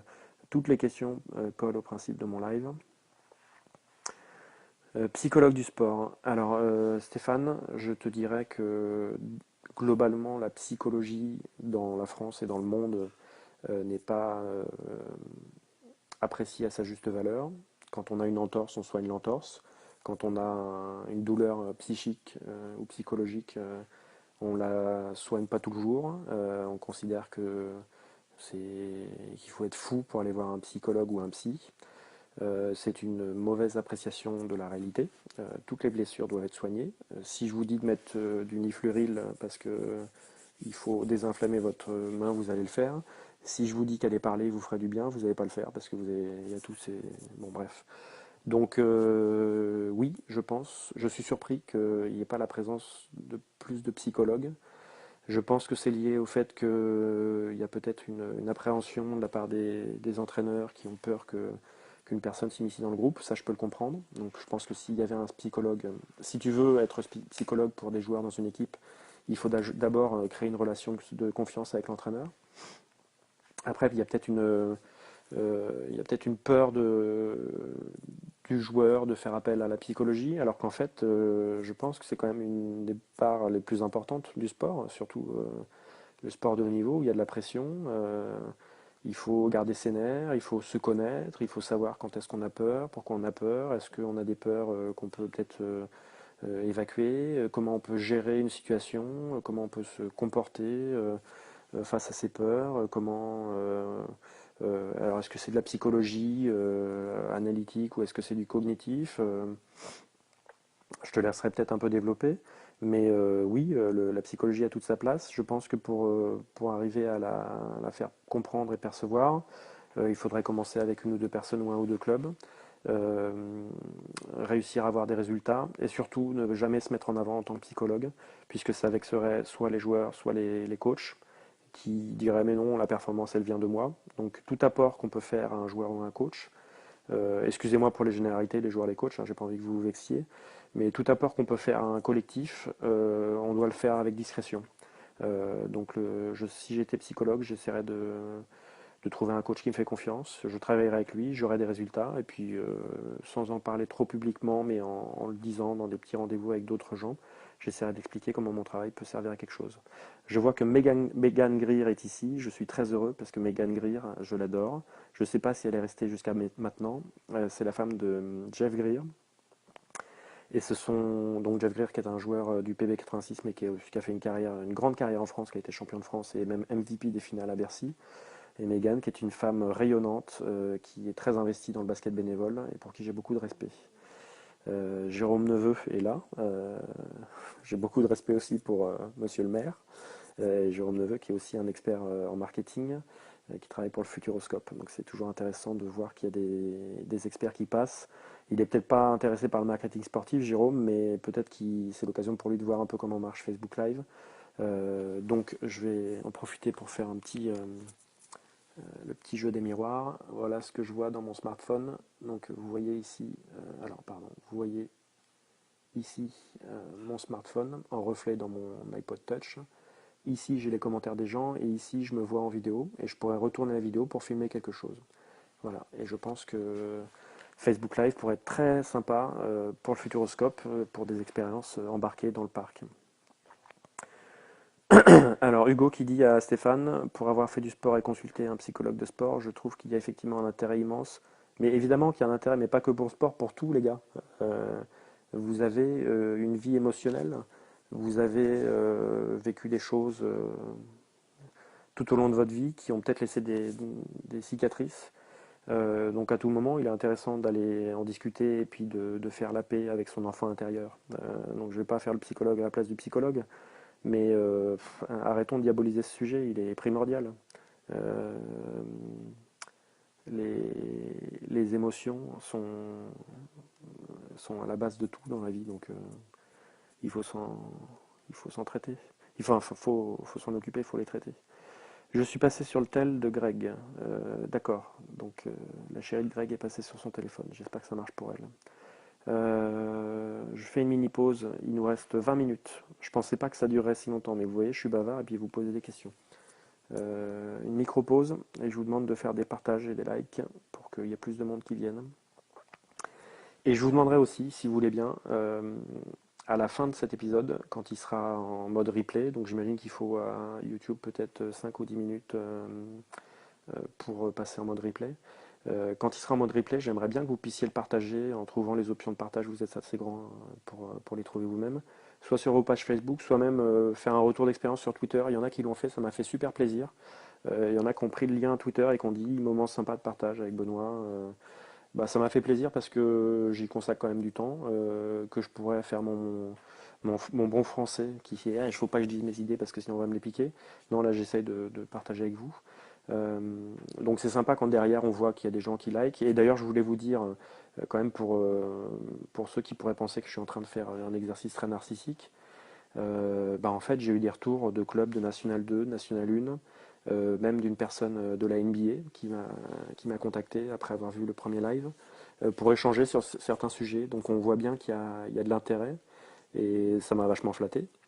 Et ça m'a fait plaisir et ça a servi la cause que je souhaite servir, c'est-à-dire bah, participer à ce que le basket se bouge un peu. Et il se bouge déjà, hein, mais qu'il se bouge un peu plus. Vince, Shooting Machine, une question me vient à l'esprit. Admettons que je filme via Facebook Live un match amateur de mon club. Qu'en est-il de la notion de droit de l'image des joueurs locaux et visiteurs? Même question vis-à-vis des arbitres désignés pour cette rencontre. La réponse, Vince Shooting Machine, est simple. Tu es dans un événement public, ouvert au public, ou dans ton champ de vision, tu vas avoir plus qu'une personne. Donc il n'y a pas de notion de droit d'image. Il y aurait une notion de droit d'image si tu n'étais pas dans un événement public, ou si dans un événement public, pardon, tu faisais une image en plan serré d'une personne. Donc tu peux filmer comme tu veux le terrain et le match sans aucun problème. Par contre, ne va pas filmer un supporter ou une supportrice sans son accord en gros plan sur Facebook Live. Et surtout, attention aux mineurs, aux enfants donc de moins de 18 ans, puisque ça serait violer leur intimité et surtout les exposer. On n'a pas spécialement envie qu'ils puissent être ad vitam aeternam sur Internet. Enfin, en tout cas, il faut laisser le choix soit aux enfants, soit à leurs parents, mais principalement en fait à leurs parents. Par ailleurs, ne filme pas les tribunes parce que si quelqu'un est dans la salle, l'exemple concret, il est venu en week-end avec sa maîtresse dans la salle, il veut pas que sa femme le sache et toi tu filmes les tribunes, bah là tu peux énerver la personne et là elle peut essayer de te chercher des noises en droit d'image. Mais si tu ne filmes que le terrain et les joueurs, ils sont dans une action publique dans laquelle ils s'exposent volontairement puisqu'ils acceptent qu'il y ait du public dans la salle, donc tu peux filmer sans problème de droit d'image. De façon générale, les hommes... Alors, parce que j'avais une connexion Internet faible. J'ai toujours une connexion Internet faible. Donc, la connexion Internet est meilleure. Mais comme je suis passé en 3G, ça va pas durer très longtemps. Donc, je vais être obligé de vous dire au revoir. On a abordé plein de sujets très sympas. Je vous promets que quand je ne serai plus en déplacement, là chez ma sœur en l'occurrence, que j'aime de tout mon cœur, quand je serai plus en déplacement, on n'aura plus ces problèmes-là puisque je serai chez moi et j'aurai la main sur la connexion Internet. Donc je vais vous dire au revoir. J'espère que ça lag plus. Je dis hello à Thibaut Paki. Euh, à tout moment, ça peut péter hein, parce que je suis en 3G, donc ça doit laguer. Donc encore une fois, j'en suis désolé. Euh, et ben, on va conclure pour ce soir. Je vous invite, ouais, c'est moins pour tout le monde, hein, donc la connexion est devenue pourrie. Euh, je disais que je vous invite à partager au maximum, à faire vos feedbacks, à poser des questions, à rejoindre le groupe Momentum Live en recherchant dans le moteur de recherche de Facebook. Et puis avant de couper, je vais quand même faire un dernier test pour essayer de retrouver du Wi-Fi, puisque là je suis passé en 3G. Donc je fais le dernier test. Donc je vous confirme que le Wi-Fi a lâché. Donc je suis repassé en 3G, donc on va conclure ce soir. Donc merci pour vos commentaires. Si vous pouvez me faire des feedbacks, ça m'intéresse sur le format de nos échanges. Faites des feedbacks s'il vous plaît, likez s'il vous plaît. La session va s'arrêter. Donc vous pourrez la partager. Partagez-la s'il vous plaît sur Facebook, sur Twitter en chopant le lien, sur vos sites internet si vous voulez. Euh, Ça fonctionne en 3G mais pas en Wi-Fi. Ouais, Hugo, est-ce que vous pouvez mettre des plus éventuellement si là ça va, auquel cas je pousse encore un quart d'heure, quitte à tuer mon 3G. Mais si là c'est pourri, vaut mieux arrêter en fait. Donc j'attends vos plus pour savoir si vous voyez. Et si j'ai pas de plus, je ferai la conclusion. Ok pour Penelope, donc on va continuer un tout petit peu jusqu'à ce que mon forfait 3G explose complètement. Et quand il aura explosé, bah, on quittera la session. Donc je vous redemande, si vous êtes des anges, de après coup, partagez autant que vous pouvez, partout où vous pouvez. Et merci pour les commentaires Hugo, j'ai vu les plus, donc je continue jusqu'à la fin de la session, il reste 14 minutes. Et je vous invite à me poser une question parce qu'on a été un peu perturbé par cette micro-coupure. Donc on repart sur une question, si vous voulez. Euh, et j'ai trouvé en tout cas les échanges de ce soir intéressants, surtout quand on a commencé à aborder la psychologie, qui n'était pas du tout un sujet que je voulais aborder, mais qui est un sujet que je connais. Et je trouve ça intéressant justement que ça dévie et qu'on ne soit pas que dans le marketing, même s'il y a encore beaucoup de choses à dire sur le marketing. Donc j'attends une question qui sera la dernière puisqu'il reste 14 minutes et que j'essaierai d'aller en détail dans cette question. Donc lancez-vous et puis vous aurez donc plus de 10 minutes de mon temps pour répondre en détail à cette question. Donc celui qui va gagner la réponse aura de la valeur ajoutée, je pense. Donc voilà, et puis si vous n'êtes pas en train de poser une question, c'est que vous êtes parti, ou que vous êtes en train de partager, ou que vous ne m'entendez plus, vous ne me voyez plus. Ça peut arriver, ça arrive parce que je suis sur un Wi-Fi qui n'est pas le mien, que je ne maîtrise pas. Encore une fois, il n'y aura plus du tout ce problème-là quand je serai de retour chez moi et qu'on pourra faire sur ma connexion personnelle. J'ai une question concernant le merchandising. Quel est ton point de vue concernant les boutiques, internalisation ou faire appel à un prestataire externe? Mon point de vue, Hugo, là-dessus, c'est qu'avant de parler de merchandising, il faut bien avoir bossé toutes les étapes avant, c'est-à-dire avoir un beau produit. Avoir un beau produit, c'est-à-dire avoir une salle bien habillée, et c'est avoir des belles tenues. Des belles tenues, pour moi, c'est des tenues OK où il y a des sponsors, mais où les sponsors sont en blanc ou en noir, et donc s'accordent avec les maillots de votre équipe. Si votre équipe a des maillots rouges, le sponsor, si c'est But ou Super U, eh ben, il faut que le logo il soit blanc. Il ne faut pas qu'on ait un gros placard dégueulasse, parce que sinon ça fait un maillot moche et que vous n'arriverez pas à vendre. Donc la première étape, c'est d'avoir déjà un spectacle et des produits de qualité. Et la deuxième étape, ensuite, je serais plutôt pour de l'externalisation pour commencer. Comme ça, vous limitez les risques et les dépenses. Vous essayez quand même d'impliquer beaucoup le prestataire qui va être en externalisation. Attendez, je vais prendre mon ordi, ça va peut-être vous donner une meilleure lumière. Voilà. Je commencerai par l'externalisation. Je ferai un deal sur plusieurs années avec le prestataire. Je l'intéresserai beaucoup, voire intégralement pour le début. Par exemple, première année, on imagine qu'il garde 100% du chiffre d'affaires. Comme ça le motive à booster le truc. Et puis on fait un contrat dégressif. Première année, il garde 100%. Deuxième année, il garde 75%. Et troisième année, il garde que 50%. Et puis après, on renégocie le contrat au bout de la troisième année. Pourquoi en externe? Donc parce que ça permet de faire plein de choses, et puis si on a un prestataire motivé, il va se lâcher, il sait qu'il a un retour sur investissement direct, donc vous allez pouvoir tester des produits ensemble. Et puis après, si on voit que ça marche, eh ben on développe tout type de produits.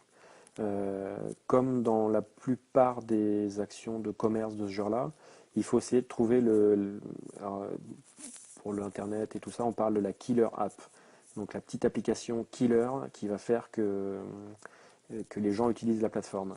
Moi, d'un point de vue personnel, je pense que le killer app de Facebook aujourd'hui, au-delà du fait qu'ils aient tout le monde et que donc c'est facile, la killer app pour moi, c'est le dialogue en direct, leur petit outil Facebook Messenger, parce que j'utilise surtout Facebook pour choper des gens et discuter avec eux en privé, en chat. Donc on peut dire que c'est une des killer apps de Facebook. Facebook Live va devenir une autre killer app de Facebook. C'est-à-dire la meilleure façon de faire du live, c'est sur Facebook, donc on achète ça. La killer app dans une boutique, c'est pas la killer app, c'est le killer product, c'est le produit d'appel. Ça peut être la casquette. Vous vous faites bien chier à faire une casquette super classe, bien ricaine. Ou alors le t-shirt qu'on a vraiment chiadé pour que les gens aient envie de l'acheter. Le truc qui devient un peu à la mode. Et c'est ces premiers produits qui vont attirer vers l'achat d'autres produits, qui pourraient être par exemple des maillots, des posters ou des choses comme ça. Mais peut-être qu'on peut commencer par le poster. Le poster, c'est pas cher. Vous vendez le poster 5 ou 10 euros. Ou le carnet dédicace, c'est pas mal aussi. Vous faites ça en partenariat avec un imprimeur. Vous vendez le carnet dédicace qui peut faire. Il fera le nombre de pages correspondant à votre nombre de joueurs. Si vous avez 15 joueurs, vous faites 15 photos de joueurs avec un espace où on peut le faire dédicacer. Et ça permet donc de vendre quelque chose que les gens vont aller, enfin qui crée de l'interaction avec les joueurs. Et si vous avez des joueurs disponibles derrière, il y a vraiment une expérience client qui est très intéressante. Donc merci pour ceux qui reviennent. J'ai eu un problème de Wi-Fi, je suis passé en 3G. Il nous reste que 10 minutes, mais de toute façon vous pourrez revoir l'intégralité en replay. Voilà.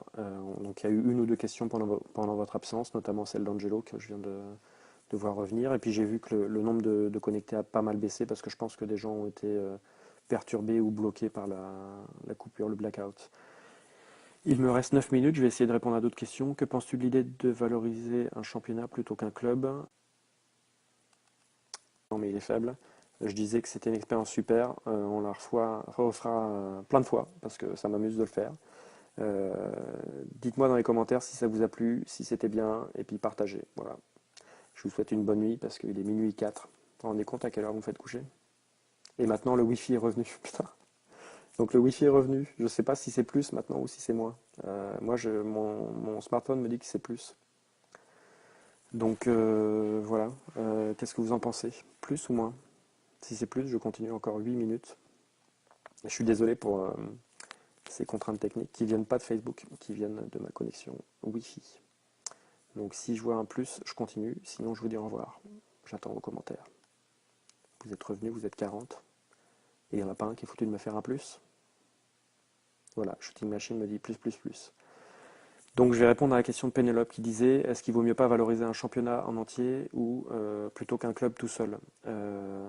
C'est le rôle d'une ligue de valoriser le championnat en entier. Je pense que le club doit se concentrer sur lui et sur son histoire. Et le petit poussé a tout à fait une histoire à raconter dans son championnat. Et la première histoire qu'il a à raconter, c'est justement qu'il est le petit poussé. Et les gens adorent les petits poussés, surtout les Français. On n'aime pas les gros qui réussissent et tout, on les critique, les grosses marques, on n'aime pas ça, on préfère les petites marques qui font du bio plutôt que McDo parce que c'est trop gros et tout.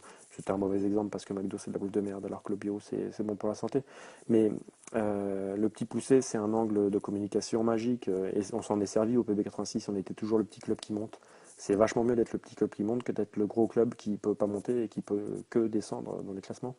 Donc pour répondre simplement à ta question, Pénélope, chaque club doit faire son travail pour communiquer sur lui, et puis c'est au championnat, à la ligue qui gère le championnat, de se débrouiller pour communiquer sur l'ensemble des clubs. Mais faut pas que les clubs attendent trop de la ligue, euh, enfin trop que la ligue communique pour eux. Il faut qu'ils se prennent en main, parce que c'est trop facile d'attendre que les autres fassent le travail à votre place. Et puis, voilà, chaque club a son histoire à raconter. C'est pas parce qu'on est, enfin, il n'y a aucune excuse. En Pro A, il y a tous les clubs de Pro A ont leur histoire. Partant du Havre, qui est le moins bien classé en ce moment, pour remonter jusqu'à Monaco ou Le Mans, ils ont tous une histoire à raconter, avec des angles de narration différents. Mais vous allez voir au cinéma des films de type très différent. Vous allez voir Fast and Furious avec des gros débiles qui vont très vite dans des bagnoles. Puis derrière, vous allez voir des films romantiques, j'en ai pas à l'esprit là, donc, mais ou des films d'humour. Vous allez voir tout type de cinéma, donc on peut vous raconter tout type d'histoire, tout type d'aventure humaine autour d'un club sportif. Donc c'est pas la peine, enfin faut pas se cacher, faut pas se dire oui mais moi comme je suis tel club je peux pas raconter telle histoire. Vous avez tous une histoire à raconter. Réfléchissez-y, faites un peu votre état des lieux, quel est l'ADN de votre club, qui êtes-vous, dans quelle ville fonctionnez-vous, quelle est l'histoire de la ville, quelle est l'histoire du club, quelles sont les personnalités des personnes du club. Et à partir de tous ces éléments, vous allez pouvoir construire la narration de votre histoire.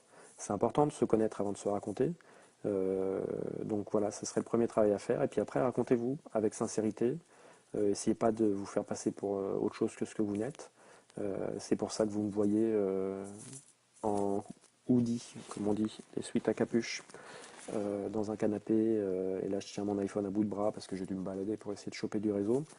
Et voilà, je suis bon dans mon métier, mais parfois, là où je travaille, l'internet n'est pas bon. Voilà, j'assume, c'est pas grave. Et puis, j'ai pas besoin d'être hyper bien coiffé, hyper bien rasé pour vous donner des conseils qui peuvent vous servir.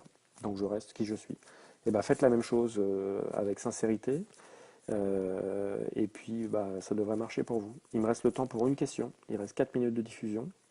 Donc, vous avez le temps de me poser une question. Alors que je viens de répondre pour le merchandising et pour la com sur un club plutôt qu'une ligue. Sachant qu'on peut imaginer, et ça c'est moi qui vous pose la question, est-ce que le format vous convient? Est-ce que vous préféreriez qu'il y ait les thèmes et qu'on parle que d'un thème et qu'on en parle pendant X temps? Est-ce que vous aimez bien qu'on parle de tout et de rien et que les questions se suivent et que les réponses viennent assez rapidement? Est-ce que je vous emmerde? Voilà. Tout ça, vous pouvez me le dire dans les commentaires.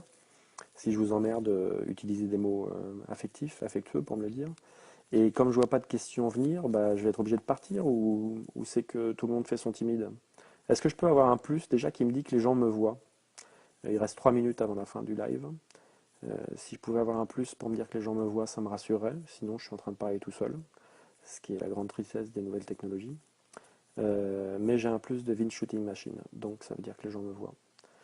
Plus personne n'a de questions à me poser. Dans ce cas-là, on va prochainement, il reste 3 minutes, hein, donc ça va se terminer. Les prochaines fois, ça serait pas mal qu'on arrive à parler de Snapchat, par exemple, parce qu'il n'y a pas que Facebook Live, et il n'y a pas que Facebook dont j'ai envie de vous parler, même s'il y a d'autres sujets très importants à aborder sur Facebook, notamment les Facebook Dark Posts, D-A-R-K Posts, qui sont des publicités très efficaces sur Facebook. J'en ai donné un exemple, je crois, dans le Momentum Live numéro 1. Donc il y a beaucoup de sujets qu'on pourra aborder. Snapchat, c'est important parce que c'est pas utilisé suffisamment parce que les gens n'ont pas compris à quoi ça servait, mais c'est mortel. On pourrait parler de Twitter, pourquoi il faut se servir de Twitter, et vous verrez que j'ai un avis plutôt mitigé sur le côté mainstream de Twitter. Quand on parle de mainstream, c'est toucher tout le monde. Twitter, à mon avis, c'est bien pour certains types d'usages et certains publics, mais pas forcément pour tout le monde. Donc j'ai des remerciements d'Hugo Scarfiglieri. Hugo, je vais apprendre ton nom comme ça la prochaine fois, je le dirai bien à chaque fois. Donc tu es assez pour l'idée d'aborder un thème par vidéo. Bah, je te propose de rejoindre le groupe Momentum Live sur Facebook. Tu cherches dans le moteur de recherche, tu demandes à être inscrit si tu ne l'es déjà. Et puis on pourra en parler dans ce sujet-là. Les autres, vous me dites, moi je trouve ça assez sympa de rebondir d'un sujet sur l'autre parce que si on s'était bloqué, j'avais parlé de Facebook Live dans le titre de cette vidéo, si on était resté là-dessus, on n'aurait pas abordé la psychologie, même si on l'a survolé. Je pense que c'est un sujet qui doit donner à réfléchir à tout le monde. Voilà. Donc, bah écoutez, c'est fini. Dernière fois, je vous demande à votre tour de me rendre un service. J'espère vous en avoir rendu un par ce contenu. Je vous rappelle que vous pouvez le revoir en replay, donc revoir les exemples qui ont été donnés et qui peuvent peut-être vous servir. Et ben, partagez, commentez. Faites-moi le plus de feedback possible parce que je viens de passer 1 heure et demie à vous parler tout seul. C'est un peu bizarre pour moi. Donc si vous pouvez me laisser des messages, que ce soit dans le groupe Momentum Live, sur ce post, par message direct, ça me permet de mieux comprendre ce qui s'est passé pour vous, si ça a été vraiment sympa ou pas, ou ce qui n'a pas été. Et n'hésitez pas à critiquer hein, si vous en avez marre du reflet de mes lunettes. Et il me reste 9 secondes pour vous dire au revoir, pour vous remercier, parce que les 2 premières expériences ont été vraiment très sympas pour moi. Et donc il y en aura une troisième. À bientôt.